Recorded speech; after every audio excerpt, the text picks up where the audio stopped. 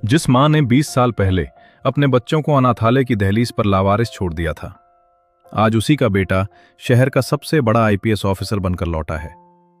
क्या एक बेटा उस मां को माफ कर पाएगा जिसने उसे गरीबी के कारण छोड़ दिया? या फिर वर्दी का रुतबा कुछ और ही कहानी लिखेगा? रोंगटे खड़े कर देने वाला ये महामिलन अंत तक जरूर देखें। आज सावित्री को अपनी गरीबी पर मलाल नहीं, बल्कि अपने आईपीएस बेटे पर गर्व है। दोस्तों, अगर इस मां बेटे की कहानी ने आपके दिल को छुआ हो तो इस वीडियो को लाइक करें और कमेंट्स में मां जरूर लिखें। ऐसी ही और प्रेरणादायक कहानियों के लिए हमारे चैनल को सब्सक्राइब करना ना भूलें। जय हिंद। मुंबई की उस संकरी और बदबूदार चाल में, जहां सूरज की रोशनी भी मुश्किल से पहुंचती थी, रघुनाथ का एक छोटा सा कमरा खुशियों से लबालब रहता था। रघुनाथ एक टेक्सटाइल मिल में दिहाड़ी मजदूर था, जिसके हाथों के छाले उसके परिवार के भविष्य की नींव थे। उसकी पत्नी सावित्री, जो ममता की प्रतिमूर्ति थी, फटी हुई साड़ियों को जोड़कर बच्चों के लिए बिछौना बनाती थी। उनके 4 बच्चे थे, आर्यन, अथर्व, निशा और नन्ही पिंकी। रघुनाथ हर शाम काम से लौटते समय बच्चों के लिए मुट्ठी भर चने या सस्ती सी टॉफी लाता और कहता, बच्चों, आज हम भले ही इस चाल में हैं, लेकिन तुम लोग पढ़ लिख कर आसमान की बुलंदियों को छूना। आर्यन, जो अभी केवल 12 साल का था, अपने पिता की बातों को किसी पत्थर की लकीर की तरह मानता था। वो टूटी हुई पेंसिल और रद्दी कागजों पर अपनी किस्मत लिखने की कोशिश करता था। लेकिन एक मनहूस शाम ने सब कुछ राख कर दिया। भारी बारिश हो रही थी। आसमान से गिरती बिजली जैसे मौत का नगारा बजा रही थी। रघुनाथ काम खत्म करके घर लौट रहा था, तभी एक बेकाबू ट्रक ने उसे कुचल दिया। सड़क पर बिखरा हुआ खून और कीचड़ रघुनाथ के सपनों का अंत कर गया। जब उसकी लाश चाल में आई तो सावित्री की चीखें सुनकर आसमान भी कांप उठा।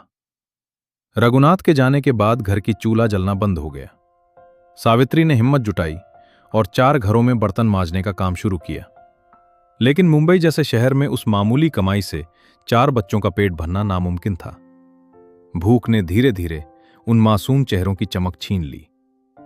एक हफ्ता ऐसा बीता जब घर में पानी के अलावा कुछ नहीं था। नन्ही पिंकी भूख से तड़पते तड़पते बेहोश हो गई। उस रात सावित्री ने अपनी ममता का गला घोटने का फैसला किया। उसने सोचा कि यदि ये बच्चे मेरे पास रहें तो भूख इन्हें निगल जाएगी, कम से कम कहीं और इन्हें 2 वक्त की रोटी तो नसीब होगी। अगली सुबह उसने बच्चों से झूठ बोला कि वो उन्हें शहर के बड़े मेले में ले जा रही है। बच्चे खुश थे कि शायद आज उन्हें भरपेट खाना मिलेगा। वो उन्हें अपना घर अनाथालय के लोहे के गेट पर ले गई। सावित्री ने संचालक के सामने हाथ जोड़े और रोते हुए कहा, साहब, मैं इन्हें खिला नहीं सकती, इन्हें पाल लीजिए। जब अनाथालय के कर्मचारी बच्चों को अंदर ले जाने लगे तो आर्यन को सच का एहसास हुआ। वो अपनी मां के पैरों से लिपट गया। मां, हमें मत छोड़ो, मैं भूखा रह लूंगा, मैं मजदूरी करूंगा, पर हमें अलग मत करो। सावित्री ने अपना कलेजा पत्थर का किया। आर्यन का हाथ झटक दिया और पीछे मुड़कर देखे बिना बदआवाज दौड़ने लगी। पीछे रह गई 4 बच्चों की वो चीखें जो आज भी उस अनाथालय की दीवारों में दफन है। अनाथालय की दुनिया बाहर की दुनिया से कहीं ज्यादा सर्द और बेरहम थी। सावित्री के जाने के बाद चारों भाई बहनों को एक कतार में खड़ा किया गया। वार्डन ने आते ही साफ कर दिया कि यहां रिश्ते नहीं, नियम चलते हैं। आर्यन ने निशा और पिंकी का हाथ कसकर थाम रखा था, जैसे वो उन्हें दुनिया की हर बुरी नजर से बचा लेगा। लेकिन अनाथालय के नियमों ने उन मासूमों को फिर से टुकड़ों में बांट दिया। लड़कों को अलग वार्ड में भेजा गया और लड़कियों को अलग।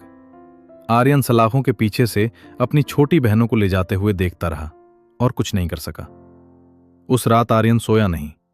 उसने दीवारों पर अपने पिता का नाम लिखा और कसम खाई कि वो एक दिन सबको वापस लेकर आएगा। किस्मत ने अभी एक और वार करना बाकी था। कुछ दिनों बाद अनाथालय में कुछ अमीर परिवार आए। उन्होंने नन्ही पिंकी को गोद ले लिया क्योंकि वो बहुत सुंदर और छोटी थी। फिर अथर्व और निशा की भी बारी आई। आर्यन सबसे बड़ा था, इसलिए उसे किसी ने पसंद नहीं किया। देखते ही देखते जो भाई बहन एक ही थाली में खाना खाते थे, वे अलग अलग शहरों और अलग अलग नामों के साथ अजनबियों के बीच चले गए। आर्यन अब पूरी तरह अकेला था। अनाथालय के एक बुजुर्ग शिक्षक मास्टर जी ने आर्यन की आंखों में छिपी आग को पहचाना। उन्होंने आर्यन को पास बुलाया और कहा, बेटा, आंसू बहाकर तुम कमजोर हो जाओगे। अगर अपनी मां और भाई बहनों को वापस पाना है तो तुम्हें खुद को इतना शक्तिशाली बनाना होगा कि पूरी दुनिया तुम्हारे इशारे पर चले। शिक्षा ही वो सीढ़ी है जो तुम्हें इस गड्ढे से बाहर निकालेगी। मास्टर जी की बातों ने आर्यन के भीतर एक नया जुनून पैदा कर दिया। उसने खेल कूद छोड़ दिया और किताबों को अपनी जिंदगी बना ली। वो रात रात भर मोमबत्ती की रोशनी में पढ़ता रहता। अनाथालय के दूसरे बच्चे उसे किताबी कीड़ा कहकर चिढ़ाते, पर आर्यन को केवल उन बिछले हुए चेहरों की याद सताती थी। 18 साल की उम्र होते ही कानूनन उसे अनाथालय छोड़ना पड़ा। उसके पास केवल एक झोला, पिता की एक पुरानी तस्वीर और आंखों में आईपीएस बनने का सपना था। वो स्टेशन पहुंचा जहां से उसकी असली परीक्षा शुरू होने वाली थी। मुंबई की सड़कों पर आर्यन अब एक लावारिस नौजवान था। रहने को छत नहीं थी और जेब में फूटी कौड़ी नहीं। उसने चर्च गेट स्टेशन के फुटपाथ को अपना घर बनाया। सुबह 4 बजे उठकर वो अखबारों के बंडल उठाता और साइकिल पर शहर भर में खबरें पहुंचाता। दोपहर में वो पॉश इलाकों में जाकर गाड़ियां साफ करता और शाम को किसी ढाबे पर बर्तन धोकर अपनी भूख मिटाता। उसकी असली पढ़ाई रात को शुरू होती थी। वो रेलवे स्टेशन की स्ट्रीट लाइट के नीचे बैठकर यूपीएससी की भारी भरकम किताबें पढ़ता। कई बार पुलिस वाले उसे चोर या नशेड़ी समझकर लाठियों से पीटते, पर वो मुस्कुराकर सह लेता और अपनी फटी हुई किताबों को समेटकर दूसरी जगह चला जाता। एक दिन एक रईस बिल्डर की गाड़ी साफ करते समय आर्यन से गलती से कांच पर एक निशान रह गया। उस आदमी ने आर्यन को बीच सड़क पर तमाचा मारा और उसे सरेआम जलील किया। भिखारी कहीं के, तेरी औकात है मेरी गाड़ी छूने की, हाथ काट दूंगा दोबारा दिखा तो। उस दिन आर्यन ने अपनी फटी हुई कमीज की आस्तीन पोंछते हुए सोचा कि आज उसके पास कोई पहचान नहीं है, इसलिए उसे कुचला जा रहा है। उसने तय किया कि वो वर्दी पहनेगा, ऐसी वर्दी जिसे देखकर दुनिया उसे सलाम करे। वो अपनी कमाई का एक एक पैसा बचाकर पुरानी किताबें खरीदता। उसने स्टेशन के फ्री वाईफाई का इस्तेमाल करके ऑनलाइन लेक्चर देखे और नोट्स बनाए। सालों की इस तपस्या के बाद जब यूपीएससी का रिजल्ट आया तो पूरा स्टेशन दंग रह गया। एक फुटपाथ पर रहने वाले लड़के ने पूरे भारत में 42वीं रैंक हासिल की थी। जिस दिन वो ट्रेनिंग के लिए हैदराबाद गया, उसने उस फुटपाथ की मिट्टी को अपने माथे से लगाया और कहा, मैं लौटूंगा इंसाफ करने के लिए। उसकी ट्रेनिंग बहुत कठिन थी, लेकिन जिसने बचपन से ही जिंदगी के थपेड़े खाए हों, उसके लिए कोई भी बाधा बड़ी नहीं थी। आखिरकार वो दिन आया जब आर्यन के कंधों पर सितारे लगे और उसने भारत के राष्ट्रपति के सामने संविधान की शपथ ली। वो अब एक आईपीएस अधिकारी था। आर्यन की पहली पोस्टिंग मुंबई में ही एडिशनल एसपी के तौर पर हुई। अब उसके पास नीली बत्ती वाली गाड़ी थी, अंगरक्षक थे और पूरा पुलिस महकमा उसके एक इशारे पर खड़ा रहता था। लेकिन आर्यन का दिल अभी भी बेचैन था। उसने अपनी पावर का इस्तेमाल करके सबसे पहले अपने भाई बहनों का पता लगाया। उसे पता चला कि अथर्व अब आकाश बन चुका है और एक सॉफ्टवेयर कंपनी चलाता है। निशा अंजलि बनकर दिल्ली में रहती है और छोटी पिंकी डॉक्टर प्रिया के नाम से लंदन में है। आर्यन ने उन्हें दूर से देखा, वे सब खुश थे। उसने फैसला किया कि वो उनकी जिंदगी में तभी लौटेगा जब वो अपनी मां को ढूंढ लेगा। एक दोपहर आर्यन अपनी सरकारी गाड़ी से एक मीटिंग के लिए जा रहा था। अचानक सिग्नल पर एक शोर मचा। एक फटेहाल, पागल सी दिखने वाली बूढ़ी महिला एक महंगी कार के सामने आ गई थी। उस कार के मालिक ने नीचे उतरकर उस बेबस महिला को जोर से धक्का दिया, जिससे वो सड़क किनारे कीचड़ में जा गिरी। आर्यन की गाड़ी ठीक पीछे थी। उसने ये मंजर देखा तो उसका खून खौल उठा। वो तुरंत गाड़ी से नीचे उतरा।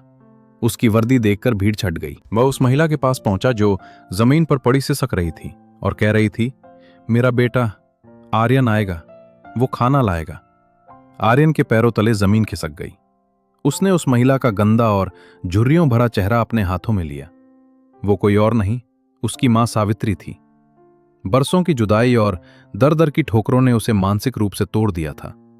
वो उसे पहचान नहीं पा रही थी। आर्यन ने उस बिल्डर को वहीं सरेआम गिरफ्तार करने का आदेश दिया और अपनी मां को अपनी गोद में उठाकर सरकारी गाड़ी की पिछली सीट पर लेटाया। सायरन बजता रहा और आर्यन की आंखों से आंसू बहते रहे। वो अस्पताल पहुंचा और चिल्लाकर बोला, अगर इसे कुछ हुआ तो मैं पूरा शहर बंद कर दूंगा। ये मेरी मां है। अस्पताल के आईसीयू के बाहर आर्यन अपनी वर्दी में बेहाल बैठा था। डॉक्टरों ने बताया कि सावित्री की याददाश्त जा चुकी है और वो किसी गहरे सदमे में है। आर्यन ने हार नहीं मानी। उसने एक गुप्त संदेश भेजकर अपने तीनों भाई बहनों को मुंबई बुलाया। जब अथर्व, निशा और पिंकी अस्पताल पहुंचे तो वे एक दूसरे को पहचान भी नहीं पा रहे थे। आर्यन ने उन्हें वो पुरानी तस्वीर दिखाई और सबको हकीकत बताई। कमरे में सन्नाटा छा गया।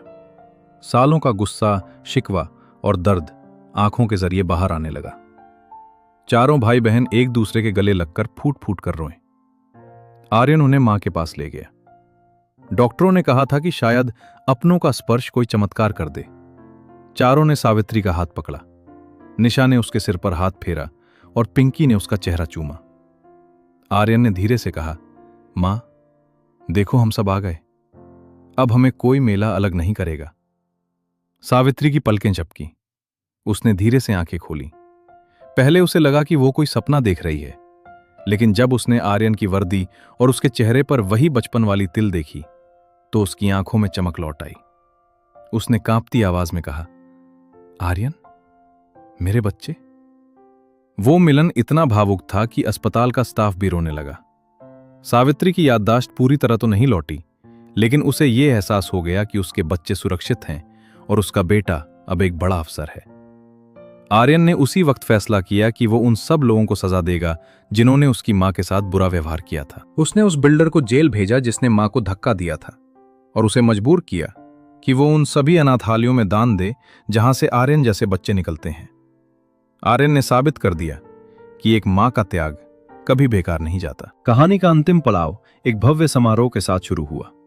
आर्यन ने अपने सरकारी बंगले पर एक छोटा सा मंदिर बनवाया और वहां अपने पिता रघुनाथ की एक बड़ी तस्वीर लगाई। उसने रघु सावित्री फाउंडेशन की स्थापना की, जिसका उद्देश्य अनाथ बच्चों को उच्च शिक्षा प्रदान करना था। उद्घाटन के दिन सावित्री लाल रंग की सुंदर साड़ी पहनकर मुख्य अतिथि के रूप में बैठी थी।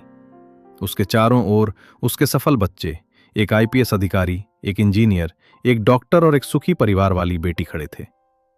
आर्यन ने मंच पर जाकर एक भाषण दिया जिसने पूरे शहर की आंखों में आंसू ला दिए। उसने कहा, लोग कहते हैं कि मैं एक अनाथ था, लेकिन सच तो यह है कि मेरी मां ने मुझे अनाथालय भेजकर मुझे एक नई जिंदगी दी थी। वो हार नहीं थी, वो एक मां का सबसे बड़ा बलिदान था। आज मैं जो कुछ भी हूं, इस वर्दी और इन सितारों की चमक के पीछे मेरी मां की वो फटी हुई साड़ियां और मेरे पिता का वो पसीना है। समारोह के बाद पूरा परिवार उसी पुरानी चाल में गया जहां वे रहते थे।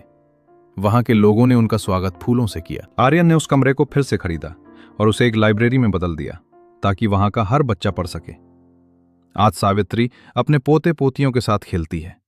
उसे अब भूख का डर नहीं सताता।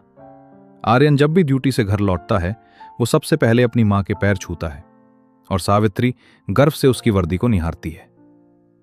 ये कहानी हमें सिखाती है कि वक्त कितना भी बुरा क्यों ना हो, अगर मन में अपनों के प्रति प्रेम और कुछ कर गुजरने की जिद हो तो रेगिस्तान में भी फूल खिल सकते हैं। आर्यन का संघर्ष अब केवल उसकी कहानी नहीं थी, बल्कि करोड़ों युवाओं के लिए एक मशाल बन चुकी थी। बुराई और गरीबी की हार हुई और जीत हुई तो केवल अटूट ममता और फौलादी इरादों की।